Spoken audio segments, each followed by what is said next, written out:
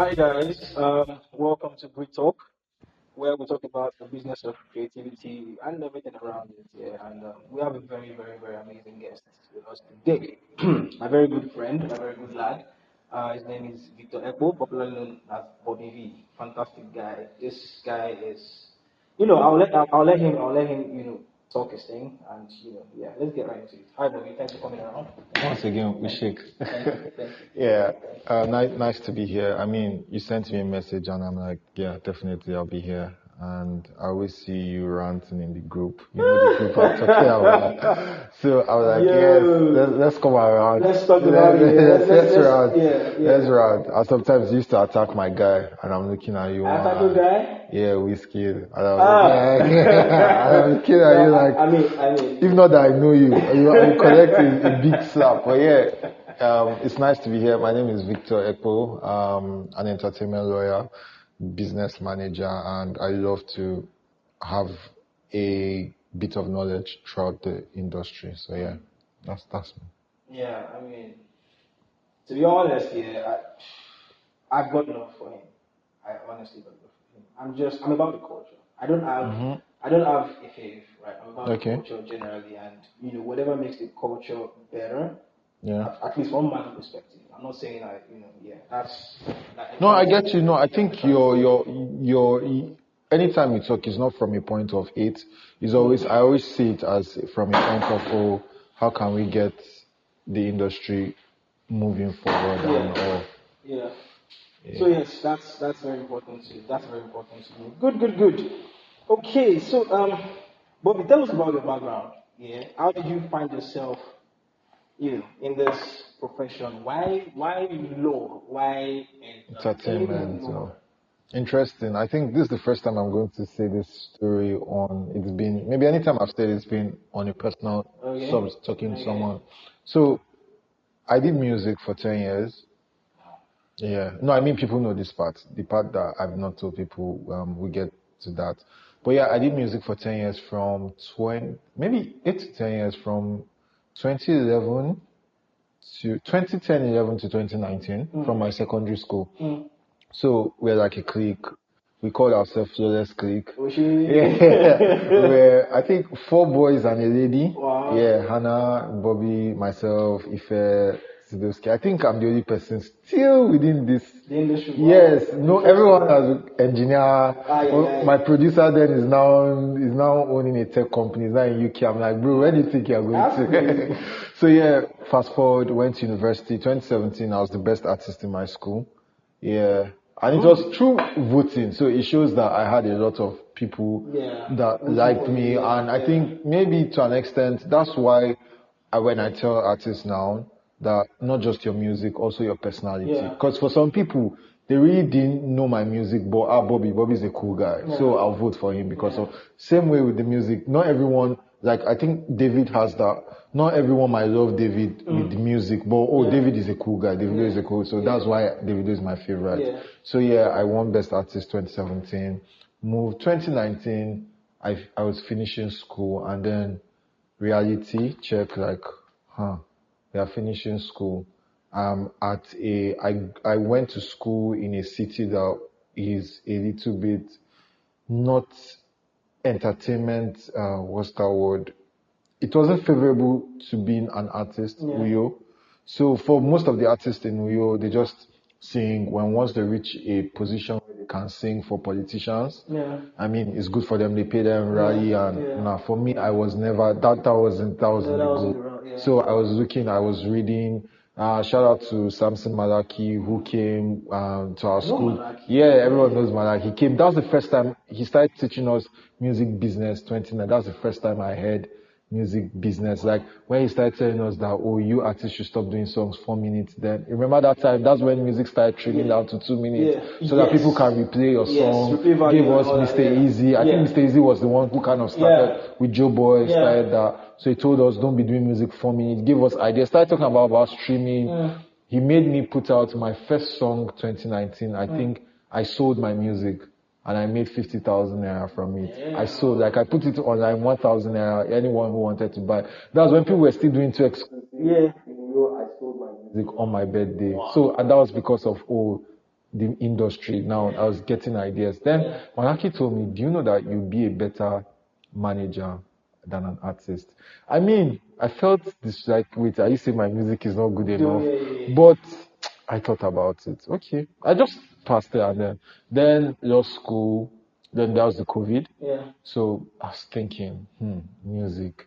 First of all, I was doing rap, and now that was when Afrobeat started. Rap was declining, and then rap is on that, but the singing part of pop, that's where it was now going global. I was now looking, rap. First of all, I was in Uyo, not in Lagos, -1, no -10, -10. Then I'm doing, yeah, I'm rapping, I'm not singing, -20. And then I don't want to fall into a situation. I was just 21 then, where I'm 26, and then maybe you are still trying to find your feet. And I'm the firstborn. There's a lot of responsibility. It's not like I'm coming from a home where there's trust fund that if it doesn't work out, I go back. So I looked at all those things. What are the chances that I'm going to blow? It's very tiny. I was being realistic with myself. Like, I don't want a situation where I'm not. So during the lockdown, COVID, I started seeing things that. Then I now remember that my project in school was on copyright. So all of this time, nothing was aligning towards that. I'm sure if you pick up my classmates, they laugh at me because I said that I was never going to practice law, that I was just going to do music. Now they joke on me now. So they look back at like, maybe you they talk law now. Like, so I looked at it and everything started moving. Like, I started seeing a shift, in an intentional shift. I started looking at things.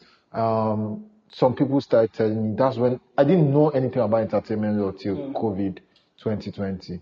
I was in law school, but we were at home. So I went back home, Kano, that's where I grew up.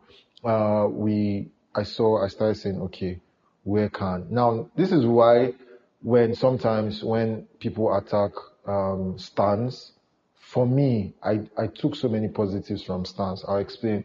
When Made in Lagos dropped, or I think that time, like I said, our music was going, we started having Billboard charts. Now, I started seeing Whiskey FC talk a lot about, Made in Lagos is on this Billboard chart, or is on this. And I'm not like, what's this Billboard? And then I started seeing explaining how do you get to Billboard entries, the airplays, a lot of sales and this thing and every. I now started learning, from there I started seeing things about entertainment, about the business generally. I started seeing, and this was typically from the bands or whatever you see, your song no make Billboard charts. And I now understand, I now started seeing, I now started moving, and then 2021, early 2021, there was this Godwin Tom's boot camp.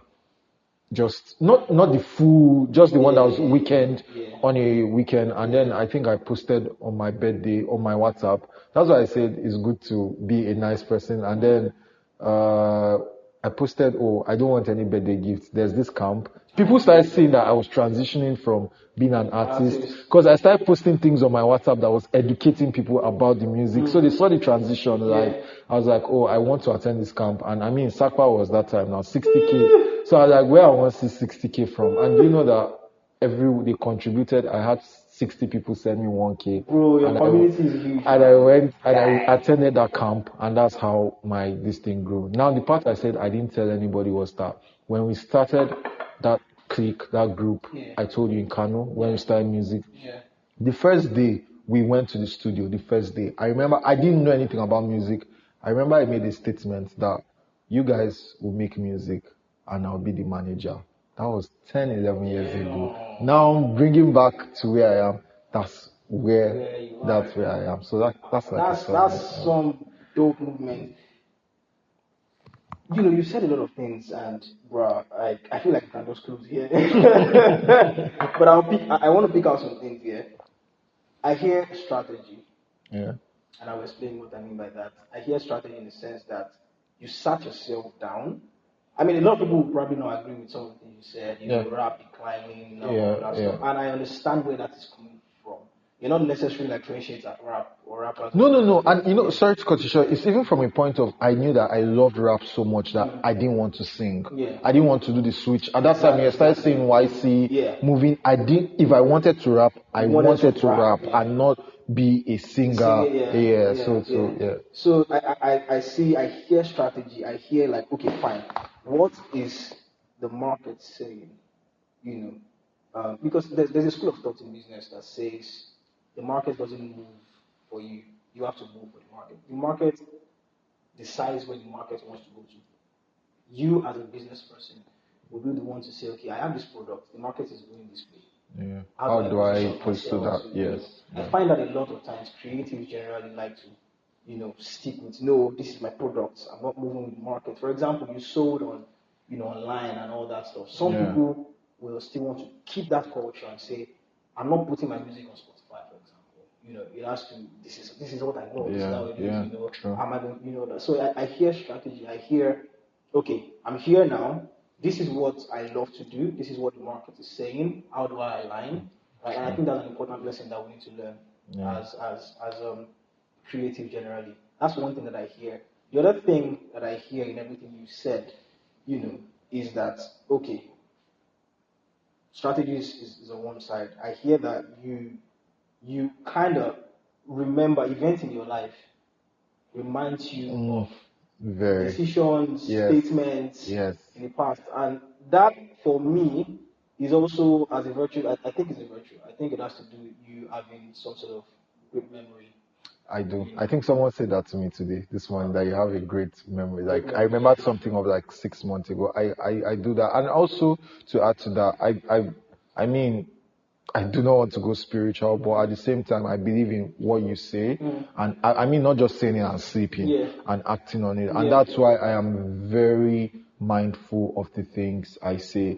I mean, it's funny that I try not to say, oh, Nigeria is bad. I mean, reality, yes, but I try that for me as a person, I won't really have that. And not like I'm rich or anything, but there are always times where it looks like, oh, it's going blank, everything. And then something, because of that, and I've seen it so many times, what I say comes into, I said that I think also that when I was starting the industry, that I won't need an international job. Like I won't need to be working at Sony or this thing to be doing fine. I told myself that I won't, and I'm here. I'm most likely going to, if I see this, I'm going to reject it because I have a lot of clients that if I do that, I have left because obviously I won't be able to do both, and I would prefer to work with those creatives that go work. So I also think saying things and acting on them too has really helped my growth. That's good. That's good. Think about what you just said. Where do you work now? Yeah, I work with Zaeda Oracle, senior legal and business manager. Mad. Yeah, so Bad guy. that's Bad we're guy. trying, we're Bad trying. guy. If you guys don't know, Zaeda Oracle is like one of the biggest firm, It is, in the it is. Nigerian music industry. Not just Afrobeat, Nigerian music Not just even music. We cut across film and Wow. over trying to go into sports too. That's massive. And this is what we talk about. Like this is a culture. So you guys are for creatives. Yes, creatives, So not creatives. just- We have never been restricted to just That's- music. That's fantastic. That's fantastic. I think I've. So we hear a lot about like IP, copyright, a lot of things. We hear about those things a lot. How often do you guys get to go to court and settle like disputes in court? When was the last time you wore a wig? When I got called to bar, I don't know where it is. I get it. So I do not. I knew that if I was going to practice entertainment or going to court was not my thing, or it's still not my thing. But we have partners that if such scenario comes up, we still like we are still the ones handling the case. But I mean the appearance in court and all of that. Now to your question, I think this is my fourth year, fifth year. My first 2 years I didn't see a lot, but I can say in the last 1 year to 18 months, there's been a lot. And trust me, there's going to be way much more in the next, because people are starting to see that the contracts they signed were bad. Not like bad. And for me, I mean, there are some bad contracts that even as a lawyer, I'm like, nah, you shouldn't have done this. But at the same time, there's a business. And for me, for most of the time, I would say that from the business perspective, it was Yeah. good for them. Yeah. Now, what should you have done to make it better? Get a lawyer to have reviewed, and not just a lawyer, an entertainment lawyer. You bring something to me with regards to family law, divorce, even property if it's going very deep, like if it's just normal, but some things that are not, I'll refer you to somebody. I won't stay saying, oh, I'm a lawyer. I want that when I'm done with a job, you are referred, and that's what's helped me. I'm so good at what I do, so people are, Bobby will be the one to do the best for it. And I know that I cannot do that for you outside the entertainment space. So it's the same way where I sometimes lawyers who are not entertainment lawyers, they want to take on work that That's not if now maybe the job might be so good and it's paying. Why don't you do have an arrangement. yes with an entertainment lawyer? Okay, I got this gig, I'll take 60% or I'll take 50 since you are the one doing the major. I've had those arrangements with none. And you see that your client doesn't suffer in the long run. Now, most times you see people, they take jobs and then they come to me, oh, can I have a template of they don't even know they just tell me, funny one, can I have a template of an artist agreement? Like, artist goes into engagement with different set of people. Is it a manager? Is it a label? Is it a producer? So you're telling me you want, because they don't know exactly. Okay, let's even say I send you a recording agreement. Now, there are types of recording agreement. You don't know whether it's a 360. You don't know whether it's just a recording. There are things that you cannot ask. I'll just give you a template. That template I gave you was suited for somebody. So those kind of things, why don't you say, I've had people come to me, oh, see, there's this client too. Even some people who are not, maybe have done some IP related stuff, but not really entertainment, or say, okay, this fee was this, so we can split it this way. And then why not? I would do that. I'm not the one to even take the show. I'll tell you, see, since it's your client, have the conversation with the client, but I'll tell you what to say, or as far as that, have those arrangements. And then what happens is the creative suffers, because in the long run, that contract they signed, they didn't understand, you were not able to negotiate it properly. And now you now see, the artist says, this is not beneficial to me again. I can't do this. And trust me, like I said, there's going to be a lot. I think in the last 12 months, we've been like 4 or 5 that we've been doing alternative disputes. And right now it's going into litigation. I think 3 out of those 4 are going into litigation. And trust me, it's not upcoming artists. Yes, artists that have had very big songs or good catalog in the last 2 to 3 years. What would you? What's a bad contract like? What does a bad contract look like? And I know that this might not be like a clear answer, because depends on where the artist is at, depends on leverage. So yes. So, but give me a typical example of bad contract, something you've seen. Maybe that's happened in continuous times. And why do you think people get themselves into bad contract agreements? Let me start with the second one.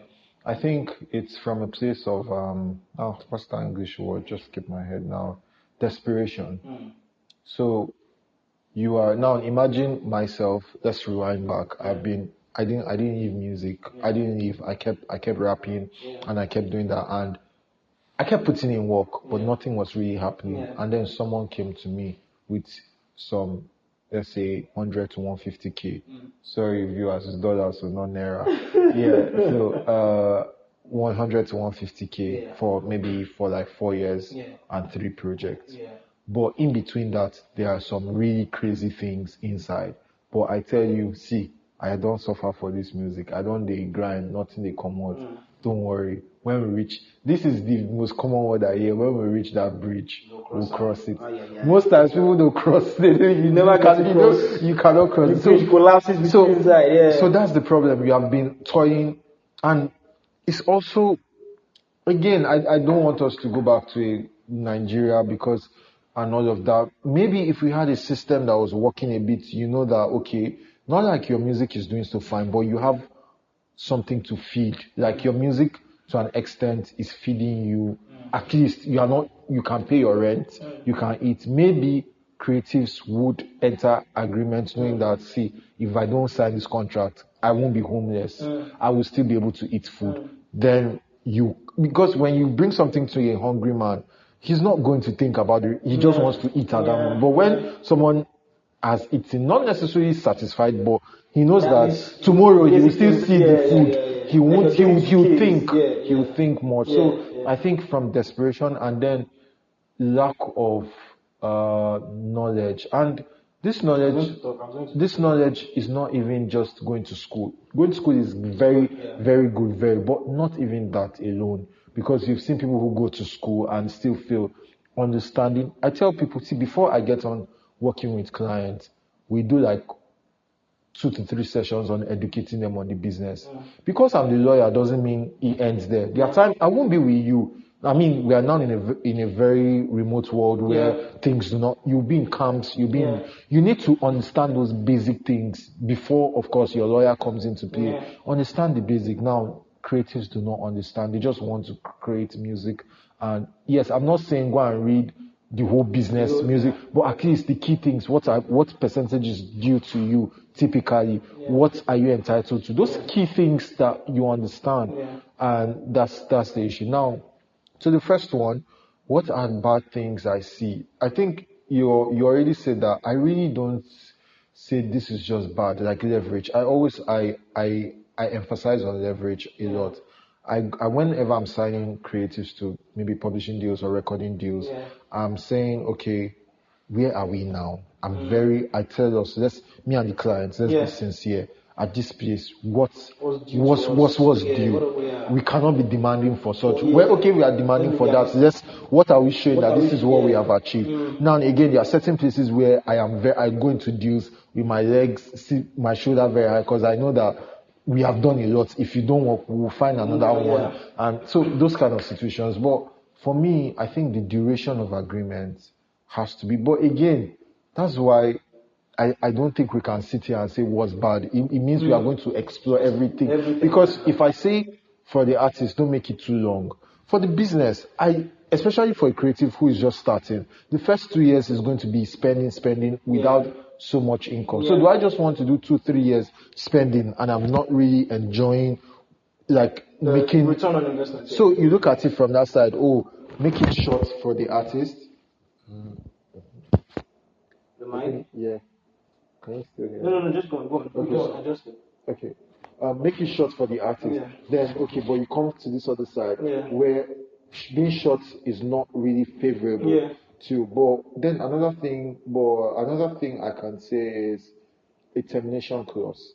Termination clause. I've seen it in a very important issue where there should, from the company's perspective or the label or whatever, they are making it so tight that you can't leave. Now, a very typical one is where, for example, they say for this commitment is 3 albums or 4 albums, and then they don't state the number of years. So what happens is 3 albums, okay, the first 4 years you put out 2 albums. Now, maybe because of whatever politics in there, especially as a big label, okay, I want to put my 3rd album. You are running your 5th year. They tell you no. Okay, you now say I want to go. You say I've spent 5 years. Yeah, we say the agreement never say you can stay. I think there was a time 2021, 22. Is it Rye, the UK artist? There's a lady. Her name is it Rye or something, was complaining how she was staying close to 6, 7 years, and the label kept pushing her last album to come out. And that's because the agreement didn't typically state 3 years, 3 albums in 3 years, 3 albums in 4. So what happens is when you reach that 4th year, if they are not putting on your album, you say, yo, I have reached my number. If you can, and then also what happens is, say, if you don't release an album within maybe so number of days after I've delivered the album to you, I should be able to walk away. Now that clause is not typically there, and you see artists being stuck. And then I think the last one is accounting issues, auditing an account. You tell you, oh, I don't know, I cannot see my statement. Oh, you spent this money, I don't know about it. Be very your accounting clause should be, even from I think from the company's perspective, because most times there's a company that suffer this where they have to make your accounting clause very, also for the artist, be able to audit your statement, be able to audit statement and be able to then labels will still tell you lack of proper accounting does not result to a breach. for me, I'll fight that because lack of accounting means you are mismanaging my funds, and that should be, I should be able to sue you or leave the agreement for it. So I think those are some very key stuff that should pay for. Thank you. I have two questions, and we have to wrap. Okay, sure. The first question is, how do you how does a creative, or how can a creative get you, Bobby, to work with them? What are the things you look out for in terms of from you to creative, and vice versa in terms of would you prefer to be paid, or would you do like a split from their Income. What's the typical structure for you? Typically, I don't like taking from artist income. Because maybe you don't like taking from artist income. Yeah, percentages. Okay. Percentages. And so yeah, because I've seen it that, to be honest, there isn't really much that goes to the artist at the end of the day most times, especially from royalties. Yeah. Also if they are signed to labels. Yeah. Especially if they are signed. There isn't really more. By the time you come, first of all, the label says, oh, maybe 70%, what remains is 30%. Now, from that 30%, there's producer, there's featured artist, there's manager. Yeah. Now, there are other, I do not want to. That's one. Second, most of the time they come take from my percentages, and I'm looking, where's the money in the percentages that I'm going to take from? Yeah, you're right. It's not there, and it means I'm just going to be working and not get paid. And not get paid for. So most times what I do is do a retainer fee, and yes, my retainer fee is expensive, but but there are times where I really put into consideration the artist, and I work with very few artists because I am very particular about. If you check my Instagram, you would see that I post the people I work with. I do that every. Some of my friends call me Bobby New Music Friday. Like, bro. Because I will. I don't want institution. Even post like their progress, like if you've done 10K stream. Yes, I start from because like my creatives, my clients are my friends. Sometimes I do like games there at my place where we play FIFA or card games or stuff. Bring them in. So many of my clients come. In short, they'll be like, if you don't, you'll be like, this is the guy that produced. There's a time Signal came. There's a time Busy came. There's a time Cold AF has come. Like, because they're like my friends, they are people we talk. There are times I'm a Man U fan, one of my clients an Arsenal fan. When we lost on Wednesday, he was bantering me, and I'm like, see, let's forget that I'm your lawyer. We'll fight on this, and they start relationships. So when I'm working with you, I want to be ensure that I'm proud of what you're doing. So if I don't like your sound, do you know what I do most times? I've not said it, but I will charge you very high. I know that you cannot pay. You price them out. Most times, sorry if you have heard this and I did that to you, I'm sorry. But it doesn't mean you're not good. It just means that it doesn't resonate with you. With me. And it doesn't mean I want to be your lawyer that celebrates you. What happens is that I would be able to in every room. I feel this is this person that work, and I want. But if I don't really buy into your stuff, I won't. You pay me off, and I'll just do your work. So I am very particular. That's why I have very few artists. I think 2 or 3, and I work a lot with producers because I came in, and when I came to the industry, I thought there was a very huge gap in terms of representation for producers, and it's. For now, that's really been, and then a lot of companies and managers. But I think the first thing is for anybody, company, artist, creative, producer. What do I enjoy your talent? Does it work with me? And trust me, money has not it's always the first thing is because like I said, I'm so proud of the creatives I work with. So I want to be proud to tell people about your work. And so many people have got to know Code from me. So many have got to know my producers because my story, it's always going to be about the creatives I work with. Cool. Thank you so much, Bobby. One last question. So this segment is called Grit Talk Games. Yeah. Right. From the name Grit. Grit is basically synonymous like hustle. We're basically talking about hustle for creatives. Yeah. And I'll ask you this question: if your hustle wasn't entertainment law, Yeah. if you have the chance to switch. Does that cancel music already? Minus. No, maybe no. Maybe for you, yes. Yes, Because I that's think what I I'm saying. Cancel the music. Yeah, so take out anything music industry. Yeah. So anything outside like music, what would you be? What would you do? I loved football so much growing up. Like playing football. Yes. So Do you know that one of the things that stopped me from playing football was during the first Boko Haram attack that happened in Kano 2012. I was where I saw killings happen. Like I saw the first attack. I think I was by the zonal police headquarters. I went far off from my house. It's like saying moving from Lekki down to where's this place? Maybe after Ikeja, Yanapaja. Yes, just to play football. I went very far just and then something up. So growing up, I loved playing football. So I think I would be doing something. yeah, something That sports. makes sense. You should come play football with us every Monday. So I play football. Oh, where? Yeah, at somewhere in Ikoyi. Okay. So yeah, even GT is always plays with us. Oh yeah, every yeah. Monday. Now, Yeah, do you know I bought football boots last year and and you not using it. walk. But where I used to work, where the football happened was more in the daytime, and it wasn't really convenient. Okay. So we do 6 to 8. I think. Thank you for Yeah, bringing this up. I'll try you. I So would yes, love it's to. like a member thing, and it's not like very physical. We're not very physical because I mean, we have business. So yeah, okay. but it's really interesting. Okay, I'll reach out to you. Thank you so much for coming. No problem. Thank you. What a great and